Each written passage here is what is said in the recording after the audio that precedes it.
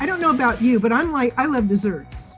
Oh, yes. Do you know that stressed is just dessert spelled backwards? Stressed is just dessert spelled backwards. Okay. Rachel, did you not know that?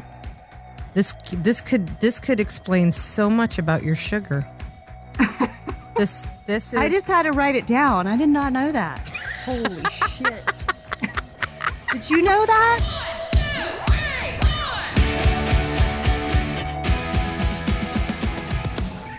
Hey, Warners, welcome to another episode of The Women Your Mother Warned You About. The podcast that makes business sexy again. I'm Gina Tremarco. I'm sexy and I'm a master sales trainer at Sales Gravy, the company that sponsors this podcast. Teacher's pet. You guys, we have such a great episode today. Wait, who are you? Oh, they know who I am. I'm Rachel Pitt, mommy, wifey, mortgage loan officer at U.S. Mortgage, and creator of Your Ultra Fit Lifestyle. You guys, we've got the greatest episode today. We've got Deb Lewis. She is our second woman on Women Your Mother Warned You About, who's a West Point graduate. You can go back and see our other episode with Sarah Petich. Did I say her name correctly? Sarah. Sorry, let's just call her Sarah. Go look for Sarah. Deb Lewis, she was with the first class of women at West Point, and she is a retired Army colonel with a Harvard MBA. Insane. Like, she's super smart. She's incredibly wonderful. You guys are going to love her. She commanded 3 U.S. Army Corps of Engineer districts. And she was also, we didn't talk about this, but she survived the attack of the Pentagon on 9/11 while serving on the we didn't even Joint get Staff to that. Oh my God. Anti-terrorism team. Mm-hmm. But what's really cool about her is that she has a program called Mentally Tough Women, and the approach trains people to handle stress and not to de-stress. So the way to handle more stress and make it work for you. And she gives us a couple of tips and a lot of good stories about how she does that. And she's just super cool. We could have talked to her forever. We could have gone for her. Her stories are amazing. She was in combat.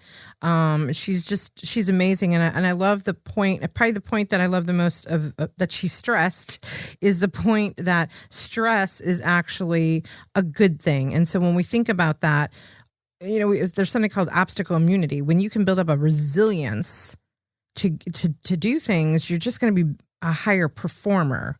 So stress is going to help you get there, right? Because the stress of any situation, if you can build up that endurance to it, it's going to make you a better performer. So sometimes we look at stress as a bad thing. And Rachel has an aha moment in this episode about stress. we're not going to spoil it. No, but hold on. There's another aha moment I didn't get to address, so I'll address it now. Yeah. She talks about when she's at West Point, she tells a story about how that in the first class of women, they assumed that women had big butts. Oh, and my I'm God. like, hold on a second. What's hilarious is I'm sitting over here with the problem that my butt's too small, and it's all I can do to make my butt bigger for my fitness competition. So I was just giggling on the inside of like, not all women have big butts, and some of us want a big butt, but there's a good story about butts. Hey, big butts are in now, and thank goodness that makes me trendy. So I like big butts, and I cannot lie. Anyway, you guys are going to love this episode with Deb Lewis. Enjoy.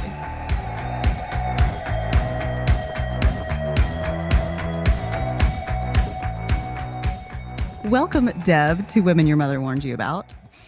And yay, we're so happy to have you here. And I just wanted to ask you out of the gate, this is a question we ask a lot of women we have on our show. Would you consider yourself a woman your mother warned you about? I would not. My mother was a pioneer, kind of in her own way. She would never admit that based on her background because she never went beyond high school. But her mother dragged her throughout the world traveling, and they were pretty unconventional doing things she did it with her sister. So I would say if that is unusual, then that was how I grew up. And she's cheered me on throughout my craziness of doing things that no women have ever done. So I would say she pushed me to say, you can do that, you can be better. Never got in my way or never said that's not something you can't do. You had Sarah Poticha on before. she grew up with two older brother or two old no three older brothers or three brothers, and I grew up with two older brothers. So I too am a tree climber. So maybe we're normal. I don't know. Maybe we're normal, but I know that those were things that I was unconventional. So conventional moms, yes. Conventional moms would have warned whoever they were with that this is a strong, different woman. So are you a woman your mother warned you about, or you're not a woman your mother warned you I about? don't think not my mother. Other mothers, yes. She's a woman your mother warned you about, Gina. Oh, okay. Now I get it. Okay, because your mother was a woman other mothers have warned us about. Therefore, Yes. In fact, my dad's family said, "Do not marry her." So okay, so then okay, so that makes and you. sadly, my dad shared that with her. So that's been a bone of contention since 1952. You add up the math. So great. I'm glad you answered that properly so we can continue. We don't have to kick you out. I know. I thought we were going to have to kick her off the show. I'm like, wait a second. Who qualified this lady? You have to be a woman your mother warned you about to be on the show. Or a man. Talking about your mother, you're talking about everybody else's mother. And I would say that's a yes. Not in my Perfect. That's okay. Maybe we need to rephrase that. Yes. Yeah. I like it. That's awesome. I like it. Good. We'll keep now. So you are our second female guest to have graduated from West Point. So cool. So yeah. So I mean, I just find that like so badass, because sometimes I'm like, ooh, I should. Boot camp sounds fun because I'm like a fitness fanatic, but then I don't think I'm mentally tough enough to do something like that. So why don't we start with, would you tell us about your experience as a woman at West Point and just how that was for you? Would you mind if we did one thing a little different for this program? Because Sure. I know how busy you are, and I know how busy Gina is. And there's a little exercise I have a free course called How to Handle Extreme Stress. And the first step of that process is about breathing. So if we can, I have a technique. It's called the waterfall. I see what you're doing here, Deb. Yeah, but I just want us to do that because I want to clear out the garbage that's residing in us. It's kind of like that sticky goo that you can't get off your shoe, and if you let it stay on your shoe, it's going to be present in the room as we're talking. And I don't want that present there. And I have it as well. So what you do is what is this called again, Deb? It's called the waterfall method. It's a breathing technique. Okay. And we have lots of waterfalls. I live in Hilo. We have some of the most gorgeous waterfalls here. And I think of waterfalls as cleansing. You know how water can completely clean you out, and just think about breathing. We can breathe a number of ways. This one is breathing through your nose in. We have this wonderful device called our nose and all the things that have been engineered here. I'm an engineer, so I love how it's been engineered. And more than 50% of the people don't even breathe through their nose. So breathing through your nose moisturizes the air, and you bring in nice, clean, fresh air. And so as that air comes in, I want you to imagine all that goop that's lining you, all the should'ves, could'ves, wished I'd done. I'm so upset about this. You just want to wash all that crap out. You just want it to, and you blow out through your mouth. So it's 3 seconds in, 7 seconds out. And if everybody did this at least once a day, you would clear out some of the stuff that is. Are we doing this? Are we doing this now, Deb? Or are you going to? Yes, let's do it. I'm going to count it. So Okay. Breathe in 3 seconds. Ready? Go. 1, 2, 3. Now I want you to breathe out through your mouth and imagine all that goo going out. 1, 2, 3, 4, 5, 6, 7. In through the nose. 1, 2, 3. Now blow out through your mouth all that hot air and goo. 1, 2, 3, 4, 5, 6, 7. Just one more. In through your nose. 1, 2, 3. Now let that water clear the inside out. 1, 2, 3, 4, 5, 6, 7. There we go. Now, I want to recognize, I know many guests don't, but I have researched you two. And I am so grateful to be with two brilliant women, two women who care enough to share. I'll get emotional. I listened to your one where you had your argument and The breakup. almost broke up.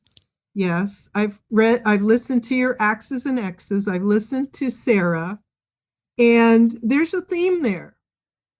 There's a theme how much you both care, and you're, oh, by the way, exceptionally talented in so many ways. People will never really understand it unless they actually pay attention to that. And I listened to The Singing Lender, and I was able to smile, which we need more of in today's world. And I watched the improv, and not just the company improv, but the improv that you had people doing, which was fun, Gina, and having people do that. I think bringing joy and honesty and sometimes the truth, which can be very uncomfortable, and to do that each and every day is a gift that will keep on giving forever. You've recorded it, you have it, keep sharing it. And I'm so happy and grateful to be with you today. Oh my God, I love you. Dang, we did not sign up for this, but this is good. I want you to feel good about yourself, because many women are so busy, they have forgotten their own brilliance. It's such a good point. Chris Doris is another mental toughness coach who I met, and he's been doing it since the 90s. And he basically sent me a shirt with a quote, said, if you had a better memory, you'd remember how amazing you are. You are amazing. And Rachel can't even speak. Whatever challenges you face, whatever challenges each of us face, when we do it together, we can overcome everything. We can be good with life. I believe stress is a gift. In my West Point days, I didn't understand that until like the second day. But it didn't still feel good. But I understood it was a gift that I needed to understand. And I spent the rest of my life, over 40 years, packing that into what I do today and being with people. But I think being in the presence of someone is your greatest gift of all. Just being in your space. You don't have to be shouting. You don't have to be doing it. You just need to get that, you know what? You're special. And I just want you to know that I recognize that, and that I truly, again, I try not to get emotional. I know. I think you're actually going to make both of us cry. Well, I think that we forget that. And I think there's so much pain going on. And like the waterfall method, we need to say, yes, it is going on. But that doesn't mean we can't live every moment with joy and love being with each other. And if we can change our lives to say, how much time do you really want to be spent being angry and upset and negative? And if you say it's a choice, you choose that. Now, I have learned that it's hard to not go there. And we can talk about why. But Rachel talks about this. Rachel has often said it's a choice. Like, it is. This is a constant mantra of what we do is a choice. And it's a perspective. It's a perspective that we take, and we'll get more into that. But I'm an engineer, okay? So people say, is the glass half full or the glass half empty? Well, what would an engineer say? An engineer would tell you the glass is always full. It's either got water or air. I thought the engineer was going to tell us how to make the glass, but okay. Well, I could tell you that too, but I would say you could use anything as a glass. What Deb, thank you so much on so many levels, because many people come to our show as guests and don't do the homework, don't do the research. We won't name any names, but sometimes people show up and they haven't even listened to an episode. And, I think through the years, this is our third season, that we've definitely gotten better at vetting people too, like who should be on this show that would be a good fit. And you don't have to know everything about us, but you should at least show up knowing a little bit. And so thank you for that. I have a lot of gratitude on that you came here knowing these things, because I think you actually floored us that to see Rachel speechless for a moment is a new phenomenon. I was thinking the exact same thing, Deb, that it does happen often. And it's because of what you just said, Deb. People get busy, they get last second, they haven't done, they haven't prepared. And it's not because they're bad people or anything. It's just because they are busy and they don't have time. And so I very much appreciate the fact that you cared enough to like check us out a little bit, and that's much appreciated. And that is part of the reason that we started this podcast, is that women forget how spectacular they are in a world that makes us feel like we're not good enough. Everything you see on TV, everything that you see on the highlight reels, on all the social media and all the things, makes people feel less than. And so I was just appreciate you. reading something that basically said disobedient, because your title of your show is so cute, that disobedient wives were put in insane asylums. I mean, if they were not going to behave properly, then their husbands had the authority to throw them into an insane asylum. I mean, we've come a long way, but we still have a long way to go. Yeah, for sure. Well, we appreciate this love that you have given us, and we really want to know more about you and love you. So let's talk more about you. I mean, you can talk about us all you want, but we'll come on your show and do that. So let's talk about you, because I'm fascinated on many levels. The West Point piece alone, right? Because that always is like so inspirational. Well, you have Sarah's note, and she wrote the book. She literally wrote the book. Yeah. I was in the first class that had the women. And I will tell you that as a high schooler, I did really well in high school, and I had very strong foundation. Not everybody has that coming out of it, with a sense of self and doing things. And I really thought I could do it. I had done my homework, like doing here, and kind of thought I went in with eyes wide open. I wasn't ready for the social revolution that was really layered on our experience. People don't think of the military as leading edge on that, but whether it was integration, or whether it was allowing gender, or whether it was allowing all different varieties to be able to come all over the world. People come from all over the world to attend the academies. I don't know if you know that, but they bring in people from other countries that come in, become West Point graduates, like the leader of the Philippines, Fidel Ramos, was a classmate of my father's. We have people who come in. So it's a real melting pot of all 50 states, plus the territories, plus foreign countries. So you bring people together, and then you put them what we call the crucible. You crush them. you put them in so that you all have this shared experience of trauma and being yelled at. And I thought Sarah did a great job. And then for us in the first class, I know they were still learning things by the third year, but she talked about her zipper flying open during a parade. Well, our zippers, they had this idea. This is where great intentions are just, that people meant well. And men had been in the academy since 1802. So it'd been around since 1802. So it was a fine tradition, and many people were opposed. But going in, they wanted to make it work. There were people in the cadre wanting to make it work. And they decided that women's trousers would be the same weight of fabric as the men's, but we would do something a little different. Let's do color coordinated polyester zippers for those pants. Well, those lasted like less than a day. Many of them broke immediately because the weight of the trousers were too heavy. So when we went there, we only had 4 answers. Yes, sir, no excuse, sir, and sir, I do not understand. Nowhere there was, sir, my zipper just broke. Do you have a safety pin so my pants don't fall down?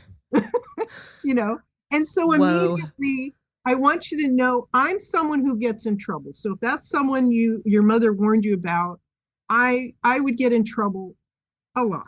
I was in trouble for the trousers. It wasn't my fault. That's what I would say. It's not my fault. This is what it is. Or I would be doing something. And the other thing that they did for the women, and I'll just give 2.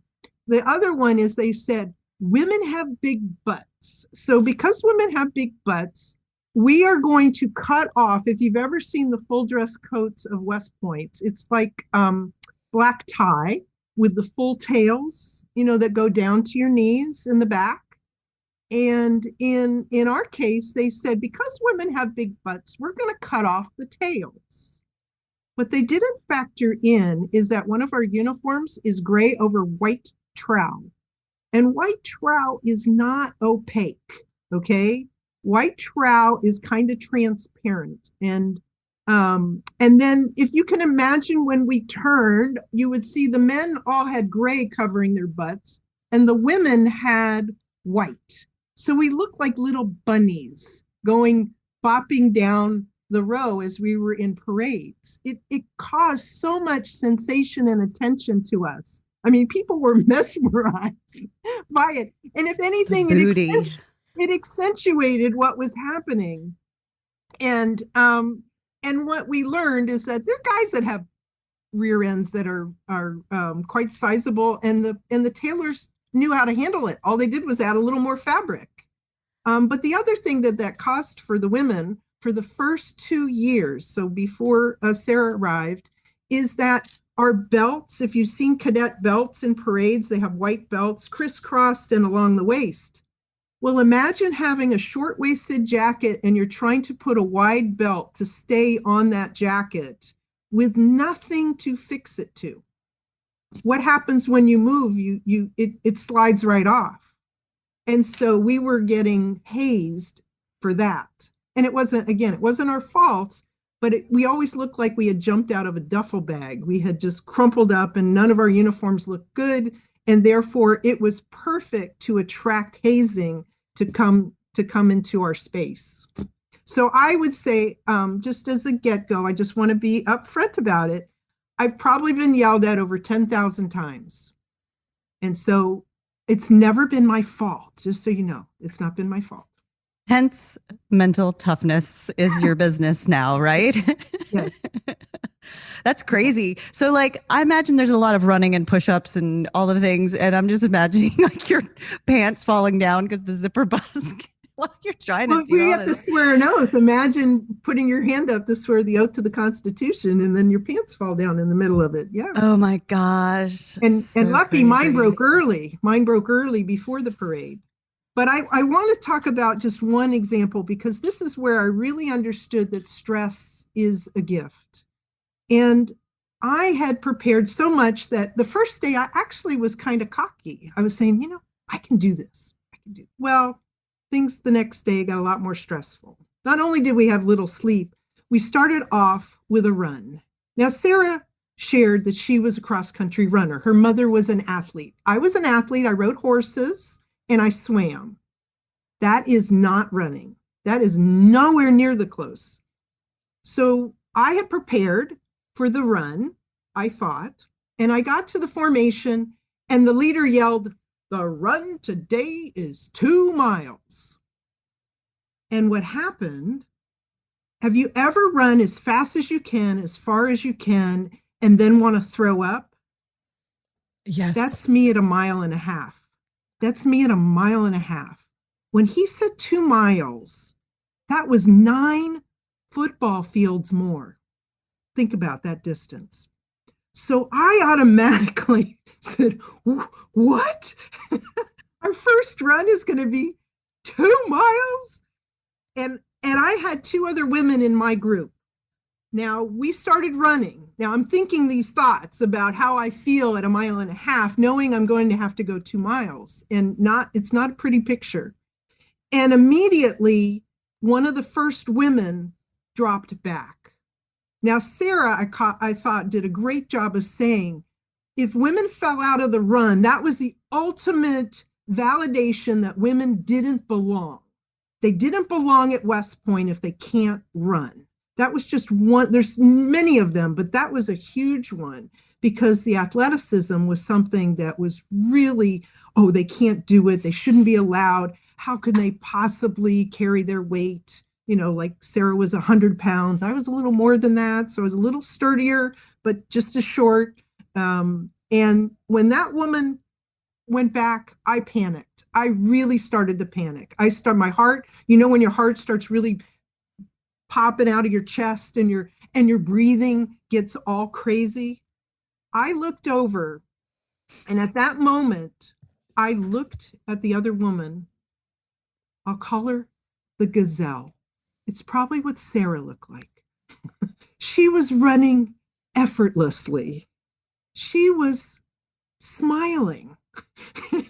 Looking at this, and I saw the other one. I said, this is really bad. Then I'm looking at Sarah. And what I did next has changed my life. I decided to shift my focus and be the gazelle. I said, I gave a terrible affirmation, something to the effect of, I'm going to pass out before I drop out. But I was convinced to be the gazelle. And I learned that I can do far more than I thought possible. I made that run. No matter how much stress they added, they would add weapons, they'd put combat boots on us. They made us do these guerrilla drills. I mean, they did all this added stress for those runs each day, which terrified me. I won't say it was easy. I won't say every morning I wanted to throw up before the run. But I made every run that first year. And it wasn't because of my physical capability. It was because I chose to focus. I chose to focus on what I wanted. And so that, to me, is the gift. The gift is if you can harness that stress and use it, it becomes your superpower. It became my superpower. No one would have bet on me to make that run based on everything they knew about me. No one. But I made it.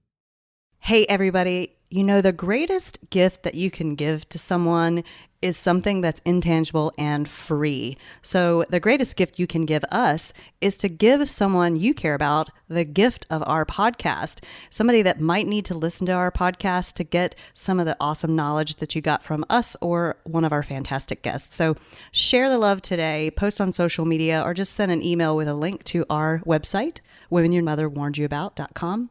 Now back to the show. Let's talk a little bit about that shift that you made coming out of the military and going into doing what you're doing now with helping people manage extreme stress. Like what inspired you? Like what was your next step out of the military? Well, I have to say one more step, if you don't mind, Gina. There was one step after the West Point, because West Point was a huge test in of itself. But keep in mind, women were still being told, you don't belong in the military. You certainly don't belong in combat. You know, you should not be here. That was still the ringing sound. And I had to join a military that was just transitioning with women completely. You may not realize, but it only been during the time at West Point that they integrated women to the military. So we had this, but I will say the physical part of being in the military was far less than being at West Point. So I excelled there. But the biggest test came when I went to combat. You know, when you're in combat, think about that, saying you shouldn't be in the military, you shouldn't be in combat. And then years later, I'm in charge of a group that is in Baghdad and Al Anbar provinces, where if you looked at a map, it was all red. There was fighting everywhere. People were dying everywhere. And I was in charge of a $2.1 billion construction program. And in their infinite wisdom, they were saying, you know where those dead bodies are piling up? We want you to do construction projects there. Okay, that's where we were. And we lost people. But I learned that what I learned at West Point and what I learned about dealing with people and kind of how we started off here is that it works when you care about the people first and you are there. Leadership to me is not something that everyone talks about in this way. My role as a leader taught me my job, my sole focus was to bring out the best in everyone. That was my job. It was not about giving orders. It was not about it was about allowing people to be their very best and knowing that we're human and that we're going to have bad days and that my job was to bring them back if they were stressed and to be aware of that. And oh, by the way, the rule had to apply to me most of all. Because if I couldn't be at my best, how could I possibly give the best to them? Especially as a leader, right? You have to model it. And if you're stressed out, it's going to create more stress for them. And I got to tell you, I hit the wall in combat because there was one day, it was it was so awful. I can't even talk about it because it was such a bad day. And someone who'd known me, who worked with me in my previous command for 3 years, he'd known me for 4 years by this point. He'd never seen me like this, speechless, numb. You know what that feeling is. You can't even put on a good face. You can't put on the brave face. You don't have a brave face. You can't even really talk. And he looked over, he saw that, and he came over to me. And at that moment, he spoke to me, and he reached down and he picked up a rock. And he picked up a rock and he put it in my hand. And then he folded my fingers over it, and he said, Deb, I can't tell you that you're not going to have more days like this, because I know that life is hard and this is a tough job. But I want you to think about something right now. I want you to think about your happiest memory. I want you to think about a time in your life where you can go there, you can feel the joy, you can smell the smells, you can picture yourself in this perfect place and really feel that. And he says, I want you to take that memory and I want you to attach it to that rock. I want you to have it so that whenever you touch that rock, you're going to have that happy place. And I called it my happy rock, because people talk about worry stones. This is my happy rock.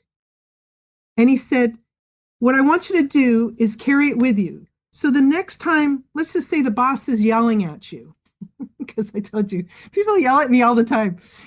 When the boss is yelling at you, that you're going to reach in there and you're going to touch that rock and you're going to remember what matters most. And you're going to bring yourself right there and you can take anything. And I have to tell you, it changed my day, and it has helped me ever since. I have given hundreds and hundreds of stones to other people who have taken them into cancer treatments, have taken them when they've gone through a painful divorce. They've gone to it because they can remember that one memory that can help them. It's like being tossed about at sea and you have something to hold on to. We have to have something to hold on to. And if it can't be you and it can't be a person, it has to be something within you. It has to be something you attach to. Rachel's my thing that I hold on to. You are. I mean, you are. Oh gosh, did it make you cry? Or you laugh? You laughing or are you crying? I'm not sure. I think she's doing both, because you profoundly touched her, because sometimes it doesn't always, sometimes we give mixed messages, right? Because those closest to us, we are ourselves. Well, I mean, I think that was what was super important in our breakup. It was actually it was a transformation to the next level of our relationship, yes. Right? And you yes. Look at that in relationships, that when there's the stress and the tension that's there, you're so caught up in the stress and the tension that you forget that you can use that stress and tension to actually make it better. And so many people don't make it better, and instead they just give up, or they let the stress and tension build up. We can both speak to that, having gone through divorce or divorces. And I think, and I was like so excited that you listened to that episode about our breakup, because I think there's so much to learn from tapping into and leaning into the stress of it and not giving up on it. And then, you're going to make me Do you know what now. that takes? Do you know what that takes though? It takes courage. Yeah. It takes courage, because the majority of people, I needed bravery to talk to her because she was so angry. I mean, it takes courage to just stand there. Now, I will give you a hint. When you're standing in that place where you're having that courage, I learned very recently, you can be like the ninja warrior. You don't have to stand there. I always stood like this. It's why I have a shield here. If you stand here just with your body, your heart open, you will get hurt. So I create tools so that you can be like the shield. And in this moment, you can actually, because it's energy we're sharing. And if it's toxic energy that we're trying to wrestle with, it's better to stand to the side It's better to stand to the side and put your ear out because that energy can flow by you without you having to accept it. You see what I'm saying? Because you have that feeling and you own that feeling, but it doesn't mean that you have to share it in a way that people really can't handle it. Well, I'd really like to move into what you do to help people so that our listeners, to our Warners, can get some meat that they can take away with them and then go learn more about you and maybe work with you. So you transitioned into this place of helping people with stress. I'd love to know, and we don't like 2-part questions, but I'm going to do it anyway. No, I know Doug's going to get mad. I know.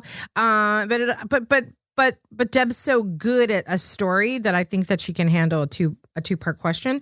So it's what transitioned, like you got into this, how, why, and what are some things that you can share with our listeners, especially women in business who are juggling business and life, to help them? Because I think that's what people are going to want from this episode. They're going to want to know, Deb, tell me how I can deal with extreme stress. So the 2-part question is how, why, from military, and something that you can give our Warners tool wise to deal with it.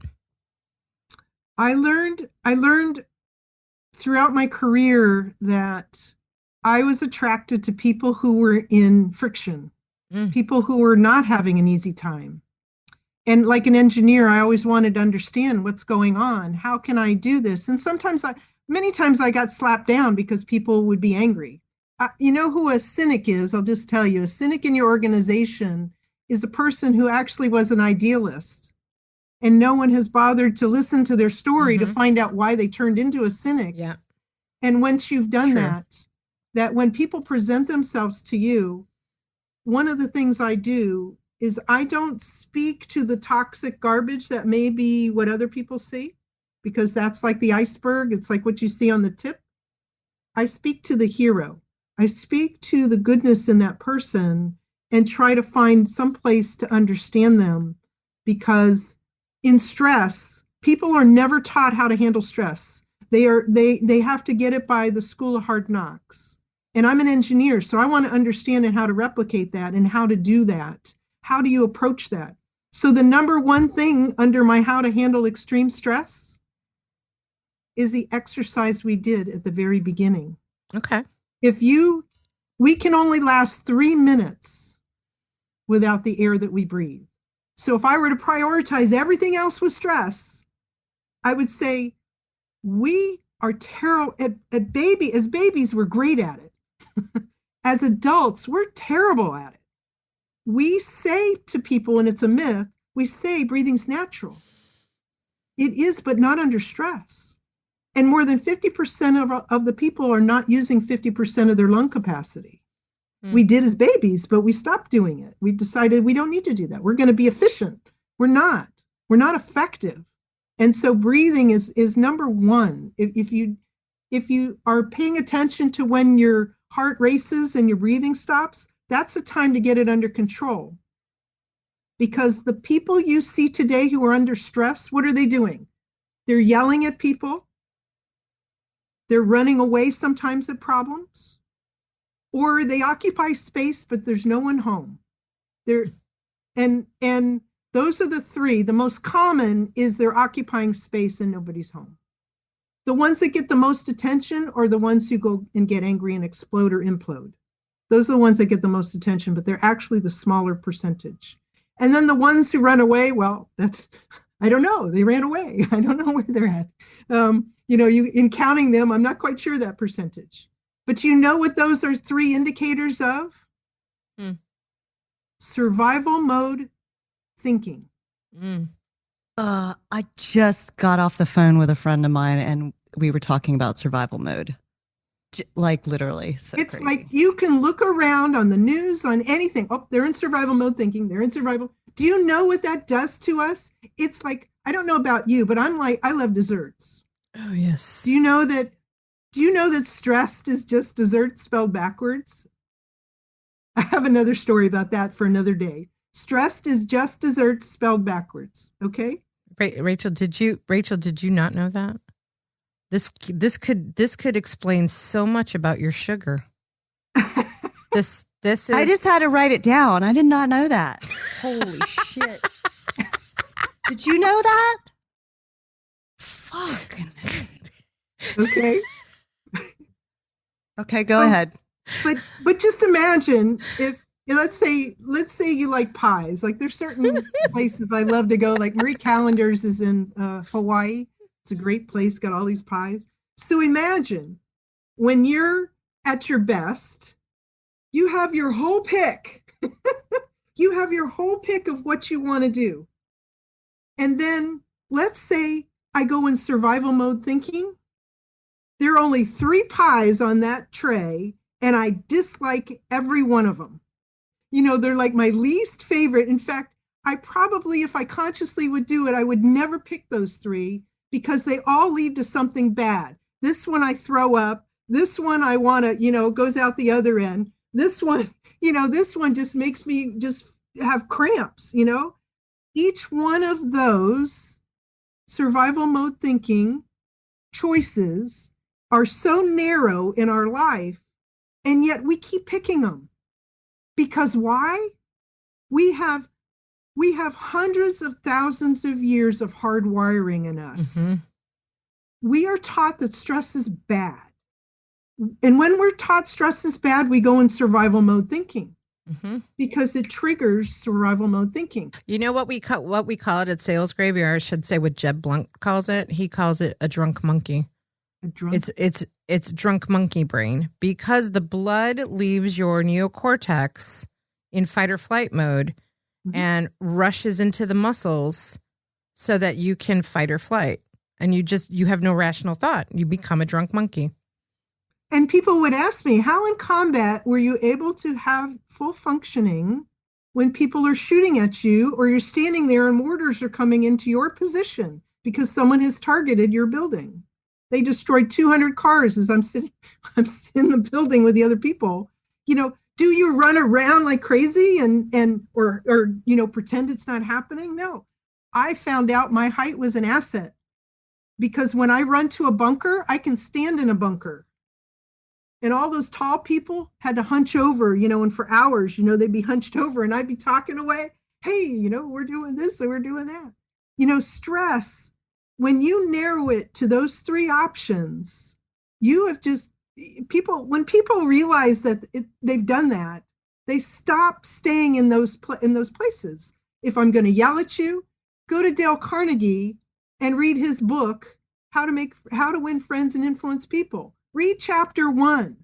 It will tell you why yelling at someone makes no sense at all. I think his chapter was called, If You Want to Gather Honey, Don't Kick Over the Beehive. That was his chapter. Number 2, running away.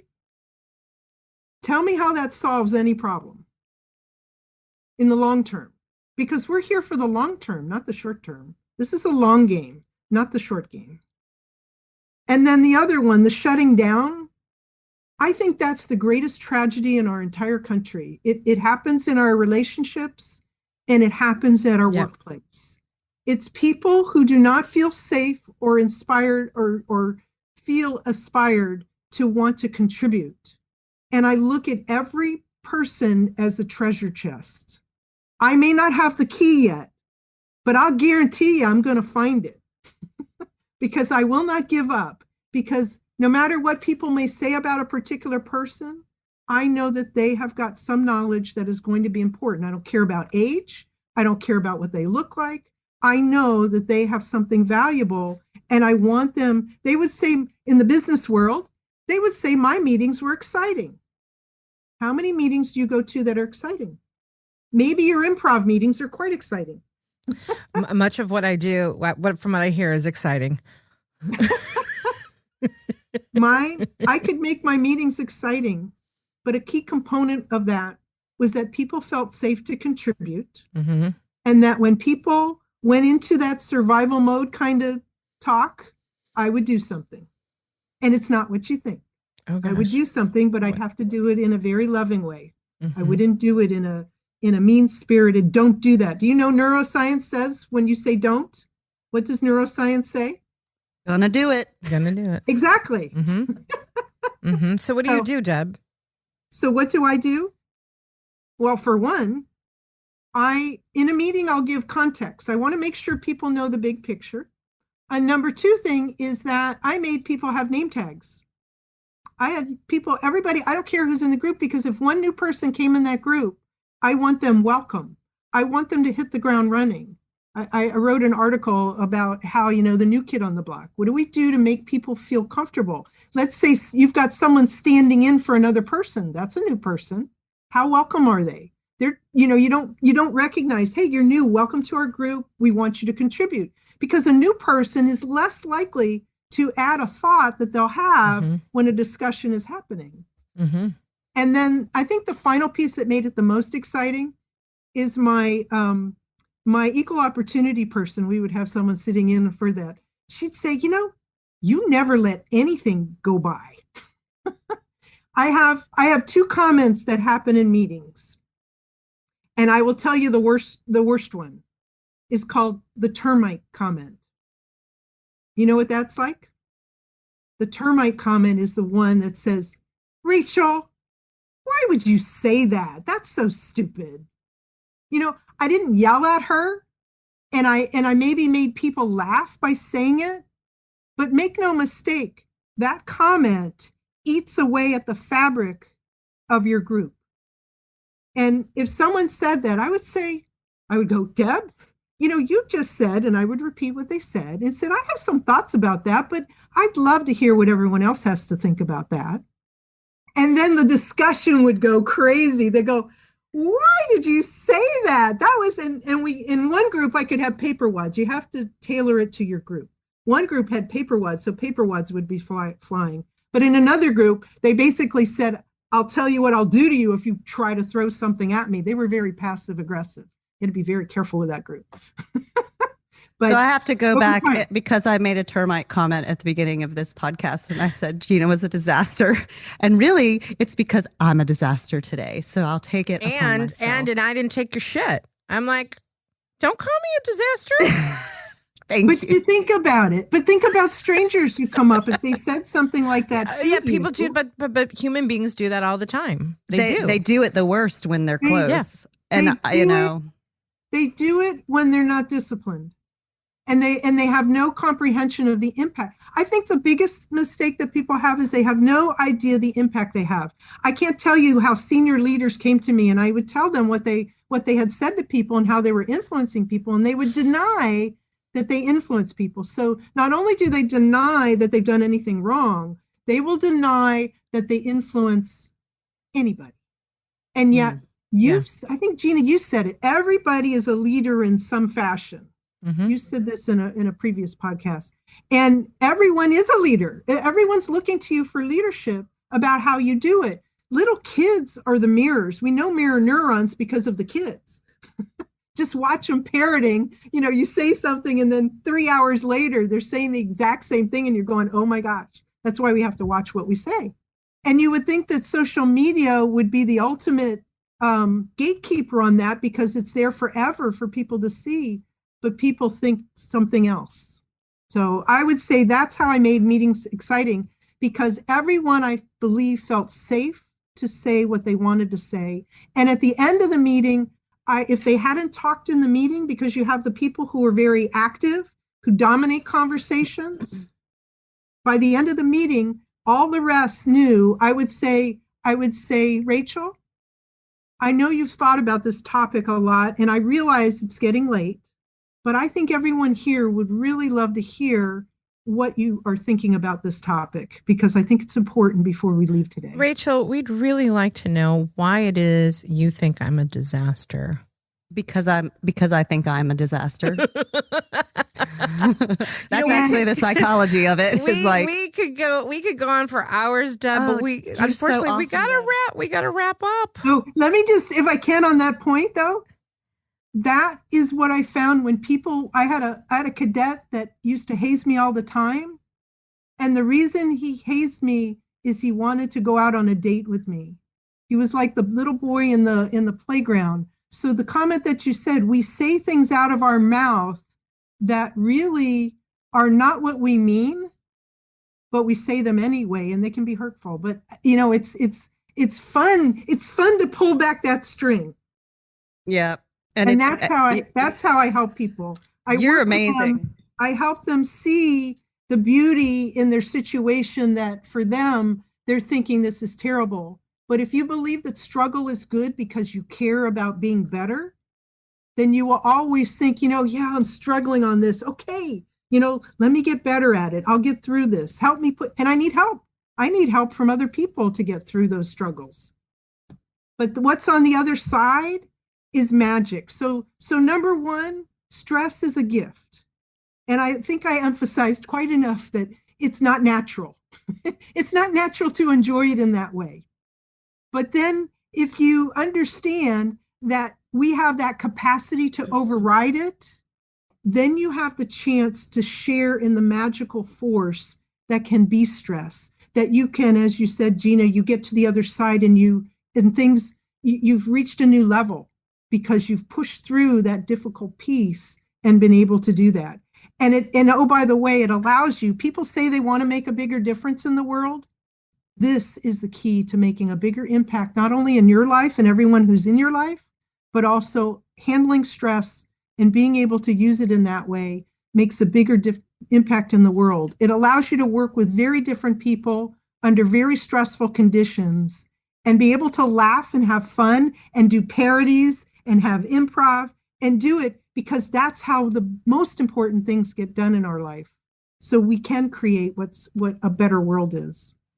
Well, that is a great way. That's a great note to end this podcast episode on. It's so awesome having you here today, Deb. If people want to reach out to you, learn more about you, work with you, what are the best ways to do that? Best ways, mentallytoughwomen.com.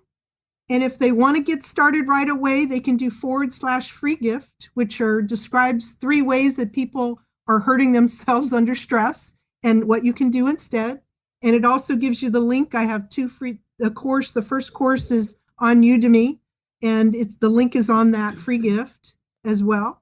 Awesome. And the other place is link with me on LinkedIn and tell me that you heard me on this podcast so that I can get back to you and tell you that here's someone who joined me. So they say, you can say Mentally Tough Women, but also Deb Lewis, Hawaii, because we love to live in the aloha spirit here and be happy. But not all of us are in a good place. So we have what we call kuleana that helps people get to a better place. We have that responsibility. Awesome. Thank you again so much, Deb. Thanks so much for being here. And thank you to our Warners for listening to this episode of The Women Your Mother Warned You About, partially being broadcast or recorded from the Sales Gravy studio in Thompson, Georgia. Sales Gravy, official sponsor of these 2 women. And, look for us at Outbound coming in June. You can see us there live streaming, I think, every day from what I heard. And check out Sales Gravy University because we have some awesome courses going on there. I'm Gina Tremarco, obviously with Sales Gravy. You can find out more about me at GinaTremarco.com. And, of course, you can find out everything about this podcast at not the women, but Women Your Mother Warned You About.com. I don't know. I didn't eat anything today. What can I tell you, Rachel? Rachel, what about you?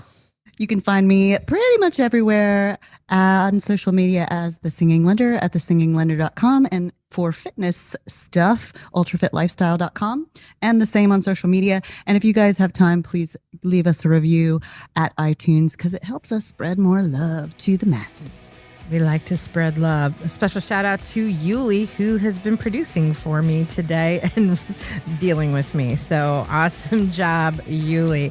All right, Warners, we're out. We'll talk to you on the next episode. Bye, y'all. This really will get serious soon. Yeah, it doesn't have to. I don't think anybody wants it to be serious. Women Your Mother Warned You About is a Pod About It production. You've got a great idea. Let's pod about it. Visit podaboutit.com for more information. Woof, woof. Monkey, monkey.